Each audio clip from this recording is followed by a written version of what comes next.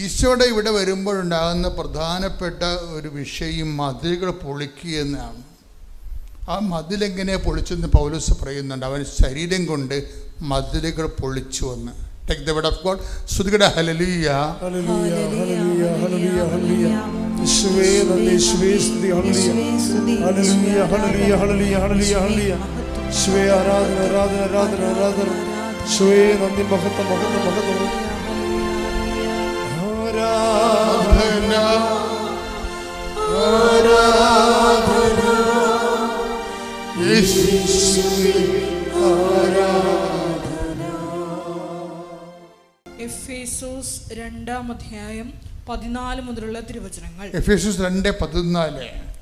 കാരണം അവൻ നമ്മുടെ സമാധാനമാണ്. അവൻ നമ്മുടെ സമാധാനം. ഏറ്റു പറയുക. അവൻ നമ്മുടെ സമാധാനമാണ്. ഇരുകൂട്ടരെയും അവൻ ഒന്നിപ്പിക്കുകയും ശത്രുതയുടെ മതിലുകൾ തകർക്കുകയും ചെയ്തു. കൽപ്പനകളുടെയും ചട്ടങ്ങളുടെയും ആധിപത്യം അവൻ തന്റെ ശരീരത്തിലൂടെ ഇല്ലാതാക്കി. ഇരുകൂട്ടരുടെയും സ്ഥാനത്ത് ഒരു പുതിയ മനുഷ്യനെ സൃഷ്ടിച്ചുകൊണ്ട് സമാധാനം സംസ്ഥാപിക്കാനും കുരിശു വഴി ഒരേ ശരീരത്തിൽ ഇരുകൂട്ടരെയും ദൈവത്തോട് അനുരഞ്ജിപ്പിക്കാനും അങ്ങനെ തന്നിലൂടെ ശത്രുത അവസാനിപ്പിക്കാനുമാണ് അവൻ ഇങ്ങനെ ചെയ്തത്. This is why I promote Jesus. എന്തുകൊണ്ടും നിങ്ങൾ ജീസസിനെ പരിചയപ്പെടണം. കാരണം എന്താ? അവന് ജാതിയില്ല, മതമില്ല. മനുഷ്യനെ വേർതിരിക്കുന്ന മതിലുകൾ, അവൻ പാപത്തിൻ്റെ മതിലുകൾ അവൻ്റെ ശരീരം കൊണ്ട് അവൻ ഇടിച്ചു തകർത്തു. എന്താണ്? ക്രിസ്തുവിലായിരിക്കുന്നവൻ ഒരു പുതിയ സൃഷ്ടിയാണ്. ശ്രുതികട. ഹല്ലേലൂയ, ഹല്ലേലൂയ, ഹല്ലേലൂയ, ഹല്ലേലൂയ, ഹല്ലേലൂയ. യേശുവേ നന്ദി. ഹല്ലേലൂയ, ഹല്ലേലൂയ, ഹല്ലേലൂയ. യേശുവേ ആരാധന, ആരാധന, ആരാധന. ഹല്ലേലൂയ, ഹല്ലേലൂയ, ഹല്ലേലൂയ. പ്രാണപ്രിയ, പ്രാണപ്രിയ, ചങ്കിലെ ചോരനെ വീണ്ടെടുത്തവനേ,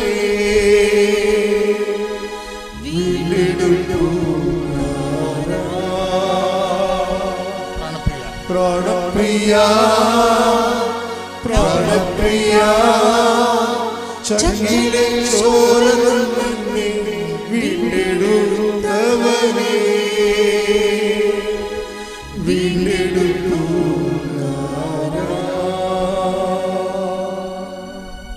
2 കൊരിന്തോസ് 5:17. ക്രിസ്തുവിൽ ആയിരിക്കുന്നവൻ പുതിയ സൃഷ്ടിയാണ്. താഴെയുള്ള വചനങ്ങൾ വായിച്ച്. പഴയത് കടന്നുപോയി, ഇതാ പുതിയത് വന്നു കഴിഞ്ഞു. ഞങ്ങളെ ക്രിസ്തു വഴി തന്നോട് രമ്യതപ്പെടുത്തുകയും രമ്യതയുടെ ശുശ്രൂഷ ഞങ്ങൾക്ക് നൽകുകയും ചെയ്ത ദൈവത്തിൽ നിന്നാണ് ഇവയെല്ലാം. അപ്പോൾ സുവിശേഷ പ്രഘോഷം എന്ന് പറഞ്ഞാൽ എന്താ? അത് ബേസിക്കായിട്ട് രമ്യതയുടെ സുവിശേഷമാണ്.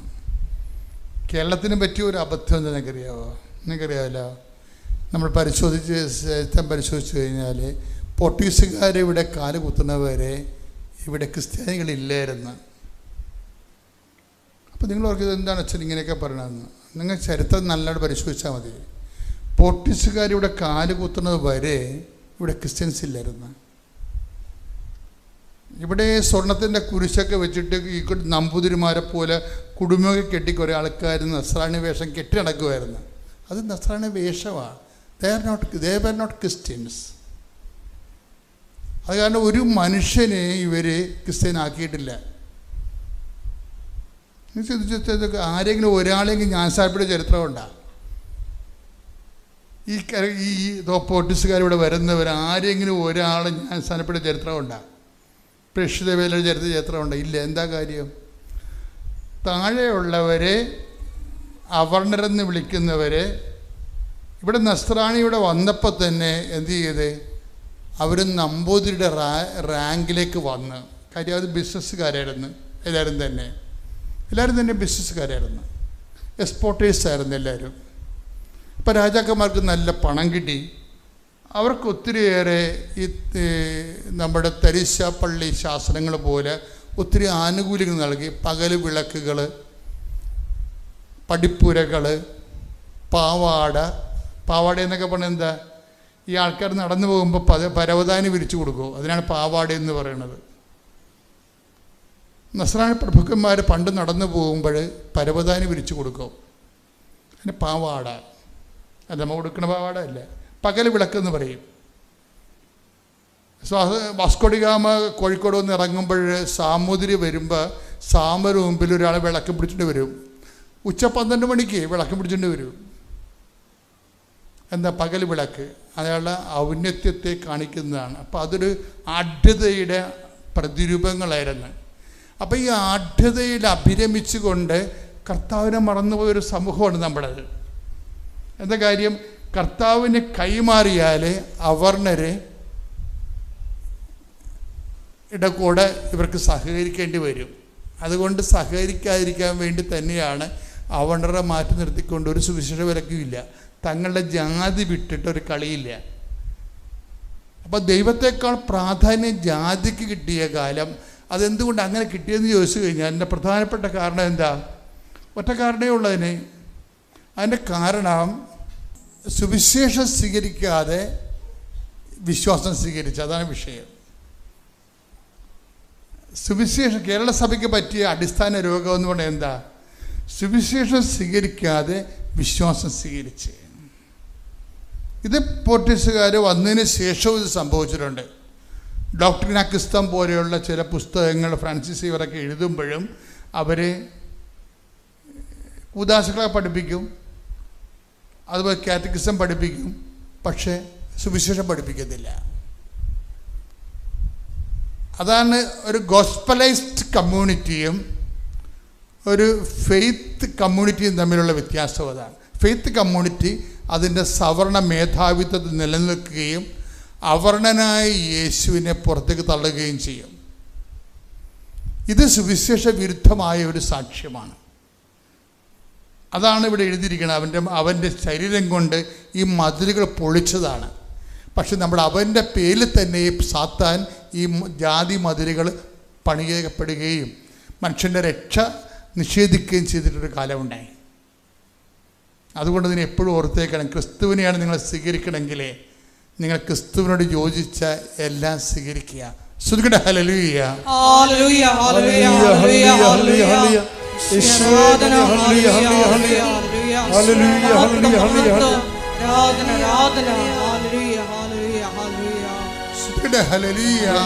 യേശുവേ നന്ദി, യേശുവേ നീ ചെയ്ത നന്മകൾ കോരായിരം നന്ദി. നന്ദി യേശുവേ, നന്ദി യേശുവേ നീ ചെയ്ത നന്മകൾ കോരായിരം നന്ദി. ശക്തിയാലല്ല, കൈയുടെ ബലത്താലല്ല, നിന്ദയല്ലയോ എന്നെ നടത്തിയത്. ശക്തിയാലല്ല, കൈയുടെ ബലത്താലല്ല, നിന്ദയല്ലയോ എന്നെ നടത്തിയത്. പരിശുദ്ധ പരമദിവ്യകാരുണ്യത്തിന് ആരാധനയും സ്തുതിയും പുകഴ്ചയും ഉണ്ടായിരിക്കട്ടെ. അപ്പോൾ ഏതെങ്കിലും ഒരു വകുപ്പ് വെച്ചുകൊണ്ട് യേശുവിനെ അവഗണിക്കാൻ വേണ്ടിയുള്ള മനുഷ്യൻ്റെ ജഡിക ശ്രമങ്ങൾ, ഈ ജഡിക ശ്രമങ്ങൾക്കെതിരെയാണ് കർത്താവിൻ്റെ വചനം. എന്താണ് പറയണത്? I will not disown you at any cost. Take the word of God. ശ്രുതിക്കട്ടെ ഹല്ലേലൂയ. ഹല്ലേലൂയ ഹല്ലേലൂയ ഹല്ലേലൂയ. യേശുവേ നന്ദി. ഹല്ലേലൂയ ഹല്ലേലൂയ. യേശുവേ ആരാധന ആരാധന ആരാധന. യേശുവേ നന്ദി. മഹത്വം മഹത്വം മഹത്വം മഹത്വം. ഹല്ലേലൂയ ആരാധന ആരാധന യേശുവേ ആരാധന. ഹെബ്രായർ 13:5. ഹെബ്രായർ 13:5. ഞാൻ നിന്നെ ഒരു വിധത്തിലും അവഗണിക്കുകയോ ഉപേക്ഷിക്കുകയോ ഇല്ല എന്ന് അവിടുന്ന് പറഞ്ഞിട്ടുണ്ടല്ലോ. ഇതാണ് ഒരു പ്രഖ്യാപിതമായ നിലപാട് ദൈവത്തിൻ്റെ. മനുഷ്യന്മാർ പല പല കാരണങ്ങൾ പറഞ്ഞുകൊണ്ട് നമ്മളെ തിരിയാൻ നോക്കും മനുഷ്യന്മാർ. അപ്പം നമ്മൾ ക്രിസ്തുവിനെ സ്വീകരിക്കുമ്പോൾ ക്രിസ്തുവിൻ്റെ സ്വഭാവവും നിലപാടുകളും നയങ്ങളും ഒക്കെയാണ് നമ്മൾ സ്വീകരിക്കുന്നത്. അതിനുള്ളിലേ നിനക്ക് 2 ആഴ്ച കഴിയാണ്ട് നിന്റെ വർക്ക് പെർമിറ്റ് എന്തായാലും കിട്ടില്ല എന്ന് പറഞ്ഞു. എൻ്റെ 30-ാം തീയതി വർക്ക് പെർമിറ്റ് സബ്മിറ്റ് ചെയ്തു. ഞാൻ പിന്നെ നോക്കിയപ്പോൾ ഡിസംബർ 4-നാണ് എൻ്റെ ഡിസംബർ 5-നാണ് ഇമിഗ്രേഷൻ ഓഫീസർ പറഞ്ഞത് അന്ന് വരെ വെയിറ്റ് ചെയ്യുന്നു. അത് കഴിഞ്ഞു. ഞാൻ ഡിസംബർ 5 വരെയും വലിയ പ്രതീക്ഷയോടെ നോക്കിയിരുന്നു. രാത്രി വരെ നോക്കിയിരുന്നിട്ടും എൻ്റെ വർക്ക് പെർമിറ്റ് കിട്ടിയില്ല. എന്തായാലും ഡിസംബർ 6 എൻ്റെ ആപ്ലിക്കേഷൻ വിഡ്രോ ചെയ്യുന്നു തന്നെ ഞാൻ വിചാരിച്ചു. ഞാൻ പിന്നെ അമ്മോട് പറഞ്ഞു, അമ്മ എന്നെ ഇത്രയും പരീക്ഷിച്ചു, ഞാനിനി എന്നാ ചെയ്യേണ്ടത്? ഇത്രയും പ്രതീക്ഷ വെച്ച് ഞാൻ എപ്പോഴും കാണും, ഞാനിവിടെ വന്ന് സാക്ഷ്യം പറയും. ഞാൻ എപ്പോഴും അമ്മയോട് പറയാറില്ല, അമ്മയുടെ പ്രത്യക്ഷീകരണത്തിൻ്റെ സ്ഥിരം സാക്ഷിയായി യേശുനാമത്തിൽ എന്നെ ഉയർത്തണം. ഞാൻ സാക്ഷ്യം പറയുന്നതൊക്കെ ആയിട്ട് കാണുന്നുണ്ട് അമ്മ, പക്ഷേ എനിക്ക് സാക്ഷ്യം പറയാൻ ഒരു അവസരവും തരുന്നില്ലല്ലോ. എനിക്ക് മാത്രം ഒരു അനുഭവം ഇതുവരെയും കിട്ടുന്നില്ല, എനിക്ക് സാക്ഷ്യം പറയാൻ പറ്റുന്നില്ല. ഞാൻ ഈ സാക്ഷ്യങ്ങളൊക്കെ കാണുമ്പോൾ ഒത്തിരി പേര് പല രീതിയിൽ അമ്മേനെ കണ്ടു എന്നൊക്കെ, സ്വപ്നത്തിൽ കണ്ടു എന്നൊക്കെ പറയും. അപ്പോൾ എനിക്ക് വിശ്വസിക്കാൻ പറ്റുന്നത് ഇതൊക്കെ ശരിയാണോ എന്നുള്ള പോലും ഞാൻ ഓർത്തുപോയി. ഡിസംബർ 5 എനിക്കൊന്നും വന്നില്ല. ഡിസംബർ 6 ആയപ്പം എൻ്റെ ഇമിഗ്രേഷൻ എംബസിയിൽ നിന്ന് എനിക്ക് മെയിൽ വന്നു, ഇനി നിങ്ങളുടെ ആപ്ലിക്കേഷൻ വിഡ്രോ ചെയ്യാണ്ട് പറ്റത്തില്ല, എവിടെ നിങ്ങളുടെ ഡോക്യുമെൻറ്റ്സ് ഒക്കെ സബ്മിറ്റ് ചെയ്യാൻ പറഞ്ഞു. ഞാൻ പിന്നെയും ഒരു മെയിൽ അയച്ചു, എനിക്ക് ഡോക്യുമെൻറ്റ്സ് ഒന്നും കിട്ടിയിട്ടില്ല, എനിക്ക് കുറച്ച് സമയം കൂടെ വേണമെന്ന് പറഞ്ഞ് ഞാൻ പിന്നെയും ഒരു മെയിൽ അയച്ചു. മെയിൽ അയക്കുന്നതിന് മുമ്പ് ഞാൻ പ്രത്യക്ഷീകരണ പ്രാർത്ഥന ചൊല്ലി കാശുരൂപം അതിന് മേലെ കുരിശ് വരച്ചിട്ടാണ് ഞാൻ അയച്ചത്. എന്നെ ഞെട്ടിപ്പിക്കുന്ന ഒരു റിപ്ലൈ ആയിരുന്നു എംബസിയിൽ നിന്ന് എനിക്കുണ്ടായത്. ഡിസംബർ 6-ന് വിഡ്രോ ചെയ്യുമെന്ന് പറയുന്ന സാധനം അവരെനിക്ക് ഡിസംബർ 29 വരെ പിന്നെയും ഡേറ്റ് നീട്ടി തന്നു. അത് കഴിഞ്ഞിട്ട് ഞാൻ പിന്നെയും പ്രതീക്ഷിച്ചു, അമ്മ ഇടപെട്ടു എന്ന് തന്നെ ഞാൻ വിശ്വസിച്ചു. ഡിസംബർ 6 രാത്രി ഞാൻ വെയിറ്റ് ചെയ്തു എൻ്റെ ടിപ്പിക്കൽ വന്നോന്ന്. ഇല്ല, വർക്ക് പെർമിറ്റ് വന്നിട്ടില്ല. ഡിസംബർ 7 പ്രത്യക്ഷീകരണം നടന്ന ദിവസം. അപ്പം ഞാൻ അമ്മോട് പറഞ്ഞു, അമ്മ വേറെ ഒരു ദിവസം എനിക്ക് വേണ്ട, എങ്കിൽ അമ്മയുടെ പ്രത്യക്ഷീകരണത്തിൻ്റെ ദിവസം തന്നെ ആകട്ടെ എൻ്റെ വർക്ക് പെർമിറ്റ് എൻ്റെ കയ്യിൽ കിട്ടുന്നത്. ഞാൻ ഡിസംബർ 7 വിചാരിച്ചിരുന്നു. അന്ന് വെളുപ്പിന്, ഡിസംബർ 7-ാം തീയതി വെളുപ്പിന് ഒരു 2 മണിയായപ്പോഴത്തേനും ഞാൻ ഉറക്കത്തിൽ നിന്ന് എഴുന്നേറ്റു, എന്തോ സൗണ്ട് കേട്ടിട്ട്. അതിനുശേഷം ഒരു അരമണിക്കൂറിനുള്ളിൽ എനിക്ക് ഒരു നല്ല പ്രകാശത്തോടെ അമ്മ വന്ന് എൻ്റെ അടുത്ത് പറന്നിരിക്കുന്നതാണ് ഞാൻ കാണുന്നത്, പറന്ന് വന്നിരിക്കുന്നത്. അപ്പം ഞാൻ വിചാരിച്ചു, ഞാൻ പറയാറുണ്ട് എനിക്ക് എന്തായാലും എൻ്റെ മിനിസ്ട്രിയിൽ പോയി എനിക്ക് വർക്ക് പെർമിറ്റ് വാങ്ങിക്കാൻ പറ്റില്ല, അമ്മ പറന്നു പോയി വാങ്ങിച്ചു തരണമെന്ന്.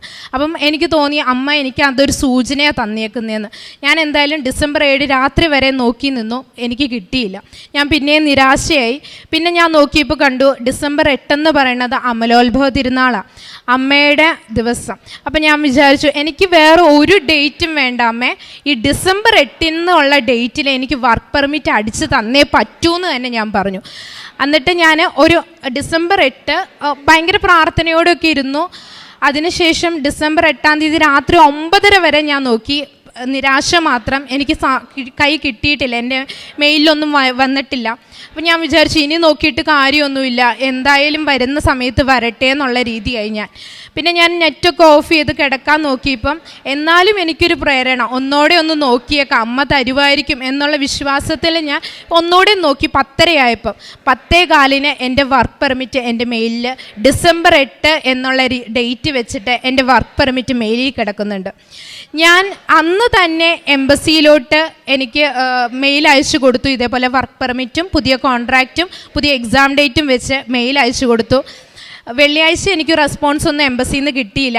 തിങ്കളാഴ്ച വൈകിട്ടായപ്പം ഞാൻ നോക്കിയപ്പം എംബസിയിൽ നിന്ന് എനിക്ക് ഇത് കിട്ടി. Thank you for the information, നിങ്ങളുടെ ഡോക്യുമെൻറ്റ്സ് ഒക്കെ റിസീവ് ചെയ്തിട്ടുണ്ട്, വിസ പ്രോസസ്സിങ് നടക്കുന്നു എന്നുള്ള രീതിയിൽ. ചൊവ്വാഴ്ച ഉടമ്പടി ധ്യാനം നടക്കുമ്പോൾ എനിക്ക് മെസ്സേജ് വന്നു എൻ്റെ വിസ ഡിസ്പാച്ച് ആയി എന്നുള്ളത്. ഡിസംബർ 15 വെള്ളിയാഴ്ച എൻ്റെ കയ്യിൽ എൻ്റെ വിസ കിട്ടി. ഞാനിപ്പോൾ ഇവിടെ നിൽക്കുന്നത് എൻ്റെ വിസയായിട്ടാണ്. ജനുവരി 11 2023 ഞാൻ അയർലൻഡിലേക്ക് പോകും. പിന്നെ അതുമാത്രമല്ല, ഉടമ്പടി എടുക്കുന്നതിന് മുമ്പുള്ള ഒരു കാര്യം, 2 കാര്യങ്ങൾ എനിക്ക് പറയാനുണ്ട്. എൻ്റെ പപ്പയ്ക്ക് പെട്ടെന്ന് ഒരു ദിവസം 2 വർഷം മുമ്പ് ഒരു നെഞ്ചുവേദന ഉണ്ടായി. ഞങ്ങളാകെ പേടിച്ചു പോയി. പപ്പയ്ക്ക് ശ്വാസം എടുക്കാൻ പോലും പറ്റുന്നില്ലായിരുന്നു. ഞങ്ങളാകെ പേടിച്ചു പോയി. എന്താ പറ്റിയെന്ന് അറിയത്തില്ല. ഞങ്ങൾ ഏതായാലും വണ്ടി വിളിച്ച് കൊണ്ടുപോയി. ഞങ്ങൾ പ്രാർത്ഥിക്കുന്നുണ്ടായിരുന്നു അമ്മയുടെ അടുത്ത് വന്ന് സാക്ഷ്യം പറയാമെന്നുള്ള രീതിയിൽ. ഞങ്ങൾക്ക് അറിയത്തില്ലായിരുന്നു ഉടമ്പടി എടുത്താലേ സാക്ഷ്യം പറയാൻ പറ്റുള്ളൂ. ഞങ്ങൾ എന്തായാലും പ്രാർത്ഥിച്ചു. ആ ഹോസ്പിറ്റലിൽ ചെന്നപ്പോൾ വേറെ കുഴപ്പമൊന്നുമില്ല, റിബ് ഫ്രാക്ചർ ആയിരുന്നു. പിറ്റേ ദിവസം തന്നെ പപ്പേനെ ഡിസ്ചാർജ് ആക്കി. മറ്റൊരു കാര്യം, എൻ്റെ മമ്മിക്കൊരു കണ്ണിനൊരു 2 വർഷം മുമ്പ് തന്നെ കണ്ണിനൊരു ഇൻഫെക്ഷൻ ഉണ്ടായി. അപ്പോൾ ഡോക്ടർ പറഞ്ഞു കാഴ്ചശക്തി ഒരു 50% നഷ്ടമാകും. വളരെ വലിയൊരു ഇൻഫെക്ഷൻ ആയിട്ടുണ്ട്, 50% നഷ്ടമാകും എന്ന് പറഞ്ഞു. പക്ഷേ മമ്മി പറഞ്ഞു ഉടമ്പടി എടുത്തേക്കാം, ഇതേപോലെ മാതാവിൻ്റെ സന്നിധി വന്ന് സാക്ഷ്യപ്പെടുത്തിയേക്കാമെന്ന് പറഞ്ഞു. അതിൻ്റെ ഫലമായി മമ്മിയുടെ കണ്ണിന് ഒരു കുഴപ്പമില്ല, പൂർണ്ണ കാഴ്ചശക്തിയുണ്ട്. പിന്നെ എനിക്ക് പറയാനുള്ള കാര്യം, നമ്മൾ വിശ്വസ്താപൂർവമായിരിക്കുക. ഞാൻ എപ്പോഴും മനുഷ്യന്മാരിലായിരുന്നു ആശ്രയിച്ചുകൊണ്ടിരുന്നത് ഉടമ്പടി എടുക്കുന്നതിന് മുമ്പ് വരെ.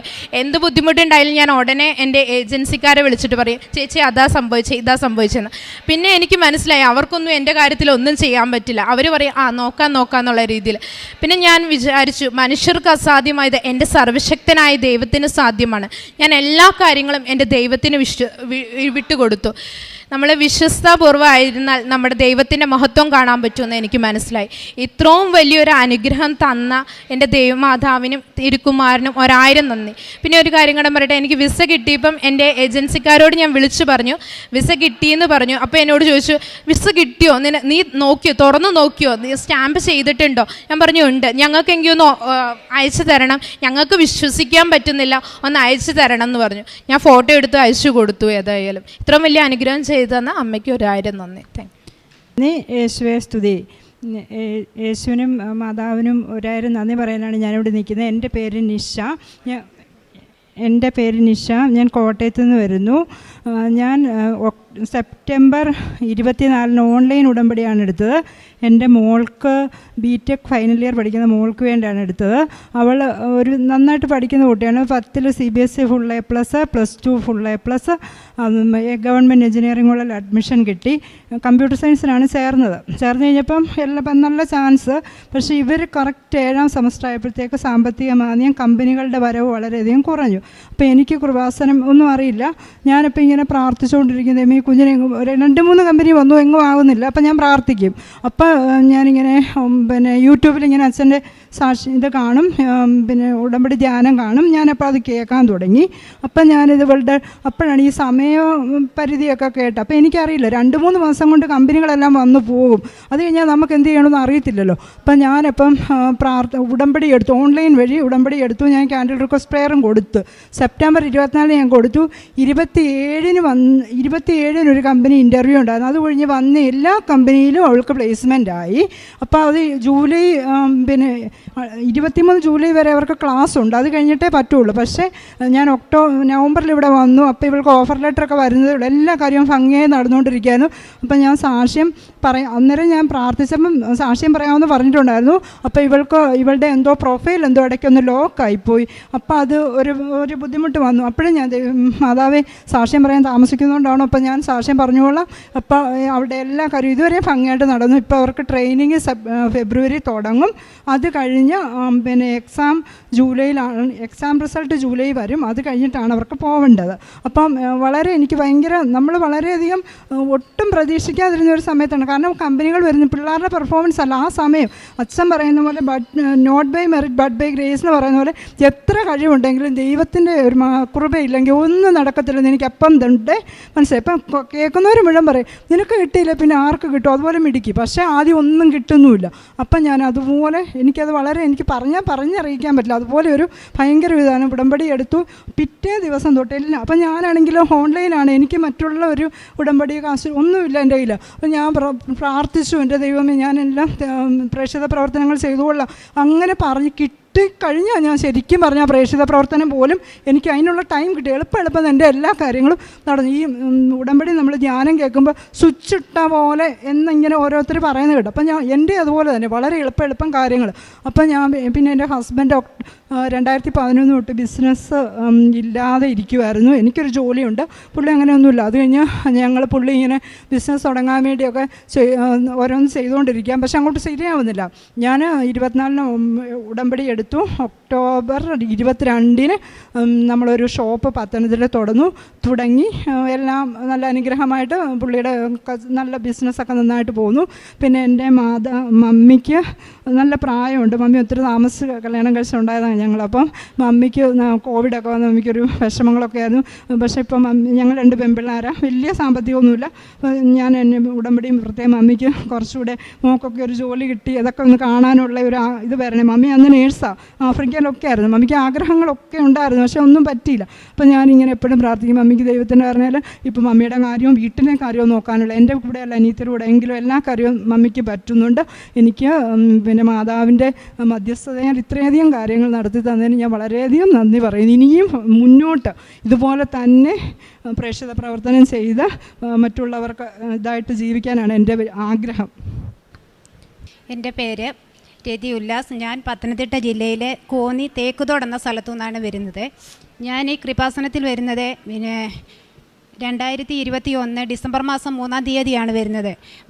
ഞാൻ ഈ കൃപാസനം പള്ളിയെപ്പറ്റി അറിയുന്നത് എൻ്റെ കൂട്ടുകാരി ശ്രീകലയാണ് എന്നോട് പറയുന്നത്. ഇതുപോലെ എനിക്ക് വാട്സപ്പിൽ കുറേ മെസ്സേജൊക്കെ ഇട്ട് തന്നു ഈ പള്ളിയെപ്പറ്റിയുള്ള കാര്യങ്ങളൊക്കെ. എനിക്കത് പറയാൻ കാരണം, എനിക്ക് ഇട്ട് തന്നതിന് കാരണമെന്ന് പറഞ്ഞാൽ ഞാൻ തൈറോയ്ഡ് ക്യാൻസറായിട്ട് RCCയിലെ ആണെങ്കിൽ 5 വർഷം കൊണ്ട് പോയിക്കൊണ്ടിരിക്കുന്ന തൈറോയ്ഡ് ക്യാൻസറോടെ പിന്നെ ഓപ്പറേഷൻ ചെയ്ത് 3 മാസം കൂടുമ്പോൾ ചെക്കപ്പിന് പോകുന്നുണ്ട്. അപ്പോൾ എന്നോട് അവൾ പറയുന്നത്, എടി നീ ഈ പ്രാർത്ഥന ചെല്ലിയാൽ മതി, നിൻ്റെ അസുഖങ്ങൾ മാറുമെന്ന്. അപ്പം ഞാനൊരു ഹിന്ദുവാണ്. സന്ധ്യയ്ക്ക് വീട്ടിൽ നിലവിളക്കൊക്കെ കത്തിക്കുന്ന സമയത്ത് സന്ധ്യയ്ക്ക് നിലവിളക്ക് കത്തിച്ച് കെടുത്തി കഴിഞ്ഞതിന് ശേഷം ഞാൻ ആരും കാണാതെ എൻ്റെ ബെഡിൽ ചെന്നിരുന്നുകൊണ്ട് ഹെഡ്സെറ്റ് ചെവിയിലോട്ട് വെച്ചിട്ട് ഞാൻ ഇവിടുത്തെ അച്ഛൻ പ്രാർത്ഥിക്കുന്ന പ്രാർത്ഥന അത് ഞാൻ ഹെഡ്സെറ്റ് ആരും കേൾക്കാതെ തന്നെ ഹെഡ്സെറ്റ് ചെവിയിൽ വെച്ചുകൊണ്ട് തന്നെ ഞാൻ ആ പ്രാർത്ഥിക്കും കണ്ണടച്ച്. അപ്പോൾ ചില സമയങ്ങളിൽ ചേട്ടൻ വന്ന് എന്നോട് ചോദിക്കുന്നുണ്ട്, ഇതെന്തുകൊണ്ട് നിനക്ക് വയ്യായോ എന്ന്. ഞാൻ പറഞ്ഞു ഒന്നുമില്ല ചേട്ടാ, എനിക്ക് പേടിയാണ്. അതിന് ശേഷം ഇങ്ങനെ ഞാൻ ഈ പ്രാർത്ഥന പ്രാർത്ഥിച്ചുകൊണ്ടിരിക്കുന്ന സമയത്ത് തന്നെ ഒരു ദിവസം എൻ്റെ മോൻ ഇതുപോലെ നെഞ്ചിനകത്ത് വേദനയായിട്ട് വന്നു. ആദ്യം മോന് 21 വയസ്സുണ്ട്. മോന് നെഞ്ചിനകത്ത് വേദനയായിട്ട് ഞങ്ങൾ പത്തനംതിട്ട ജനറൽ ഹോസ്പിറ്റൽ കൊണ്ടുചെന്ന് കഴിഞ്ഞപ്പോൾ ആദ്യം ഡോക്ടർ എന്നോട് പറഞ്ഞു, മോനെ അറ്റാക്കിൻ്റെ ഇതാണ്. ഞാൻ ആകെ അങ്ങ് പേടിച്ചു പോയി. കാരണം കുഞ്ഞ് പഠിച്ചുകൊണ്ടിരിക്കുന്ന സമയത്ത് ഇത് വരുമ്പോൾ ഞാൻ എന്ത് ചെയ്യണമെന്ന് എനിക്ക് അറിയത്തില്ല. ഞാൻ സകല ദൈവത്തെയും കടന്ന് വിളിക്കുക. അവരെന്നോട് പറയുന്നുണ്ട്, നിങ്ങൾ ഇവിടെ കോട്ടയം മെഡിക്കൽ കോളേജിലോ തിരുവനന്തപുരം മെഡിക്കൽ കോളേജിലോ കൊണ്ടുപോകാനെ കൊണ്ട്. ഞാൻ എന്ത് ചെയ്യണമെന്ന് അറിയത്തില്ല. ചേട്ടനും എനിക്കൊന്നും അറിയത്തില്ല. ഞങ്ങൾ മോനെ ആണെങ്കിൽ ആശുപത്രിക്കകത്ത് കിടത്തി ഞാനും ചേട്ടനും വെളിയിൽ ഇങ്ങനെ ഇരിക്കുകയാണ്. എൻ്റെ അനിയനും അനിയത്തിയും കൂടെയാണ് കുഞ്ഞിനെ നോക്കി. കാരണം കുഞ്ഞിൻ്റെ അടുത്തോട്ട് എനിക്ക് പോയി കാണാനെ കൊണ്ടുള്ള ശക്തി ഞങ്ങൾക്ക് 2 പേർക്കും ഇല്ല. അങ്ങനെ ഇരിക്കുന്ന കുഞ്ഞ് അപ്പം ബോധം ഒന്നുമില്ലായിരിക്കുന്നു. അവരെളുപ്പം ഞങ്ങളോട് പറയുന്നുണ്ട്, ആംബുലൻസ് വിട്ടുതരാം, നിങ്ങൾ കോട്ടയത്ത് കൊണ്ടുപോകും. ഞാൻ പറഞ്ഞു കൊണ്ടുപോകുന്നില്ല, ഇവിടെ തന്നെ നാളെ രാവിലെ കൊണ്ടുപോകുന്ന എൻ്റെ മനസ്സിനത് ഇങ്ങനെ പറയുന്നുണ്ട്. ഇങ്ങനെ ഇരുന്ന സമയത്ത് മോന് ഒരു 12 മണിയൊക്കെ കഴിഞ്ഞപ്പോൾ മോൻ എന്തോ ഒരു ബോധം പോലെ വന്നപ്പോൾ മോൻ പറഞ്ഞു മുള്ളണമെന്ന് പറഞ്ഞ് അവന് ബാത്റൂമിൽ കൊണ്ടുപോയി അവിടെ ചെന്ന് മയങ്ങി വീഴുകയാണ് ചെയ്യുന്നത്. ആ വീണ് കഴിഞ്ഞ് എൻ്റെ അനിയത്തിയുടെ വിളിച്ചോക്കൽ കേൾക്കുന്നത് മോനെ അനന്തവും മോനെ എന്ന് കിടന്നു. ഞാനപ്പം വിചാരിച്ച് എൻ്റെ ദൈവമേ മൊത്തം പോയി എന്നുള്ള ഒരു ഇതിൽ ഞാനും ചേട്ടനും കൂടെ ഓടി ചെന്നപ്പോൾ മോനെ അവിടെ നിന്ന് എടുത്തുകൊണ്ട് വരുന്നതാണ് കാണുന്നത്. ആ അവസ്ഥ എനിക്ക് ഒരിക്കലും കാണാൻ പറ്റത്തില്ല. ഞാൻ അവിടെ നിന്ന് എൻ്റെ മനസ്സിലപ്പോൾ ഓടി വന്ന ഒരു കാര്യം മാത്രമാണ്, എന്താണോ എങ്ങനെയാണോ പ്രാർത്ഥിക്കേണ്ടത് എന്നൊന്നും എനിക്കറിയത്തില്ല. ഞാൻ അവിടെ നിന്ന് ഒറ്റ കാര്യത്തിൽ വിളിച്ച് പറയുന്ന ഇതാ, എൻ്റെ കൃപാസന മാതാവ് എൻ്റെ കുഞ്ഞിനൊരു അസുഖം വരരുത്. എൻ്റെ മാതാവ് എൻ്റെ കുഞ്ഞിനെ ഞാൻ ഇവിടെ കൊണ്ടുവന്നേക്കാമെന്നാണ് പറയുന്നത്. എന്താ എങ്ങനെ ഒന്നും എനിക്കറിയത്തില്ല. ഈ പള്ളി എന്താ എങ്ങനെ ഒന്നും എനിക്കറിയത്തില്ല.